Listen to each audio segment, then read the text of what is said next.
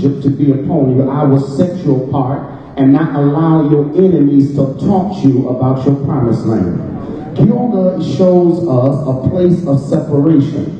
And so as we read this passage today, it shows us sometimes God allows us to go back to the same places of our struggle, in the same places of our problems, and be examples to others that we can do something about the problem.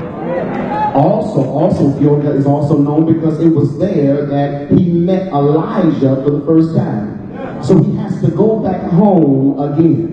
He goes back to a place where he's familiar, he's known, and the Bible says it's there that he becomes the voice or the senior statesman to young preachers.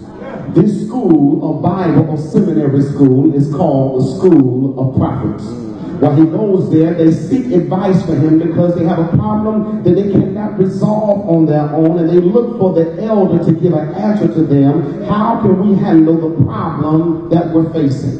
The problem that we were facing was there was a famine, the Bible says, in the land.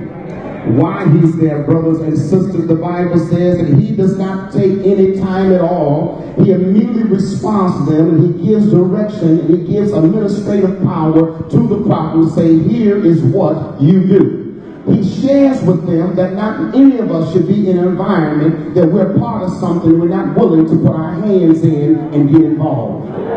He could have fixed the problem himself. He could have prayed as he did in the room with the Shulamite son. But the Bible says he tells his servants to go and get something to put in the pot. And I want to share, brothers and sisters, that God will give us the power and the resources to respond to our situations if we're willing to get involved ourselves.